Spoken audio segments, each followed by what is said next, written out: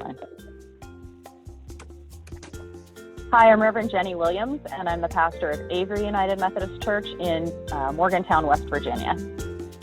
And I'm Scott Sears, the pastor at First United Methodist Church in Huntington, West Virginia. And this morning, Scott and I have been Zooming together to talk about our practices in the church and the way that we think about them, the kind of practices that we're doing during pandemic and isolation. Sometimes pastors need to just step back a little bit and think about biblical language and frameworks, meta-narratives in which we can place the practices of the church. And we've always had those. We developed those in seminary and through serving as pastors, but this is a totally different time. So we've been talking about vocation. We've been talking about ecclesiology, which is the shape of the church. And we've been talking about sacramental theology, particularly our inability to celebrate the Eucharist or communion with integrity inside a United Methodist theology. So we've been talking about that, and part of it we thought you might find interesting as we sort of recount part of the conversation that we had about the Eucharist or communion, just to sort of throw it out there and maybe prompt your own thinking or helping us think through it. So Scott, when we were talking about the practice of not celebrating online communion and not being able to gather around the table, you used an Old Testament metaphor as we tried to start thinking about that. So can you say a little bit about that? Sure. Most of the thoughts came to me just as we were talking. This isn't something I've really wrestled with a whole lot, but as I thought, okay, what would it mean if we are still a year out from here and still not able to celebrate the Eucharist, not able to share together at the table? What would that feel like? And one of the only words that came to me was thinking of the Exodus and the wilderness wandering of the children of God during that period. Right now I'm just thinking that this came upon them so quickly that they had to gather things very fast and leave Egypt. In some ways, that's basically what we've done. The pandemic came upon us so quickly that we've stopped worship. Now we're thinking about coming back to worship, but we can't do all the practices that we were used to. So we're still out kind of wandering around in this wilderness where we can't have the promised land. For us, the promised land would be Eucharist. For the Hebrew children, it was a land, but there's a connection that's there that I'm not sure what it means to be doing that, but here we are, we're wandering.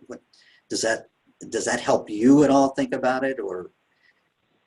Yeah, as you were talking about it earlier, my wheels were turning, and I was trying to think about what preceded being in the wilderness, and that was deliverance, right? Deliverance of the people of God from the oppression of the Pharaoh in Egypt. And so I was thinking, okay, if wilderness is what we're in, then how does can that story serve as a framework in a larger sense?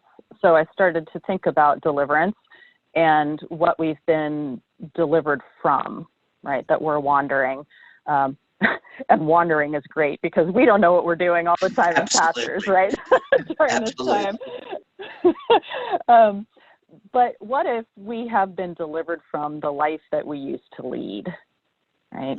I am not saying that God brought a virus on the world, and that's not what I'm saying, but what if we think about being delivered from our previous lives, what was oppressive about them? And that answer is going to be different for different people in different situations, because this time that we're in could represent an oppression, an increased oppression to a lot of people. But if the church is being delivered, if the people of God are being delivered, what is it that we need to leave behind? What is it that the fruit of the promised land look like? I think that is really fertile ground for thinking. I mean, it's certainly not something that I'm ready to say, okay, this is what we're delivered from, but there's Right, so right. much that can be. I mean, just the thought of, being delivered from the idea that temple worship is the only worship that counts. Okay, there's now we're doing more like tabernacle stuff. We're all at Mm-hmm. home. It creates more holy spaces. Maybe we're being delivered from the idea that only one space is holy, when actually the presence of God is what makes those holy. And we can think about our homes in different ways now. Those are just a couple of the things that come to my mind. I'm sure there are much more.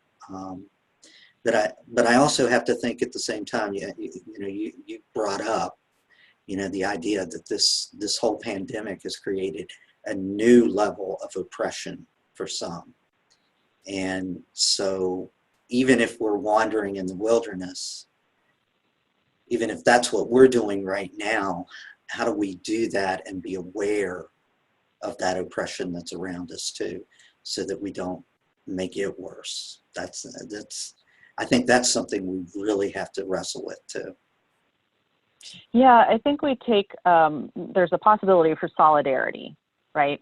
In the New Testament, the epistles, we hear a lot about entering into the suffering of Christ, that when we suffer, we draw closer to Christ on the cross and understand his suffering a little bit better. And so we walk this line as pastors between acknowledging where we are and how yucky all of this feels, and also offering a word of hope, right? And not wanting it to be a hollow hope and everything's fine and everything's going to be better, and not acknowledge where we are. So it could be that for those of us for whom this wandering is not oppressive, and does not represent increased oppression, that our own difficulty with this time could make us mindful, could help us be in solidarity with those who face far greater oppression than ourselves. It could, or maybe we should pray that it does, rather than just saying it could. Maybe it should be our prayer that this somehow brings us closer to Christ, even though we're separated from Christ's presence in the Eucharist. I mean, there's so much power there. Right. This whole conversation started as we were trying to think about what it's like not to celebrate the Eucharist right now when we gathered. And I'm thinking about that being the promised land, right? That being a place of milk and honey, where the sign of, when folks were sent out to see what this land is like, they brought back grapes, right? And what that looks like for us to be able to gather around a fruitful table that gives life, that we will just rejoice to come back to. But we'll also enter into in a new way. And maybe part of the church sharing in Eucharist right now isn't about us participating in that, but it's about in us giving that away. Being more aware that there are people that are, just struggling for basic necessities, bread. What if we see that act, the act of giving away, as a Eucharistic act, rather than as an act of charity or an act of kindness? But instead it becomes a part of sharing the goodness that God has given us. If we have extra, maybe even if we don't have extra, let's make a sacrifice and give to those who don't have anything right now. And maybe that's the Eucharist for us during this moment. I don't know. And maybe it works kind of like a fast, right? As you were talking, I was thinking about when you fast and you're giving up food and you use your bodily sensations of hunger pangs to be a reminder to pray. And often that fasting is in solidarity with people who are experiencing poverty or hunger. And that's who we pray for, that this fast almost from Eucharist, when we find ourselves longing, which, as Scott and I were talking about this earlier, I was just almost in tears at the thought of not being able to celebrate this means of grace with the people of God. So maybe when we feel that way, we use that as a prompt to holy action, and maybe that holy action at the moment is prayer, and maybe it's really trying to work a little bit harder to discern how he can be in service during this time. Absolutely. It could be. Yeah. It brings back the thought of Paul talking to whichever church to help out the church in Jerusalem, that, you sent this great offering. Maybe there's something there too. I mean, in 2 Corinthians, is that what you're talking about? And complete it with eagerness.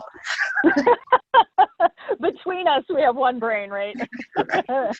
Hey, I'm big pictures, okay? I get the big narratives. I can't tell you where to find them.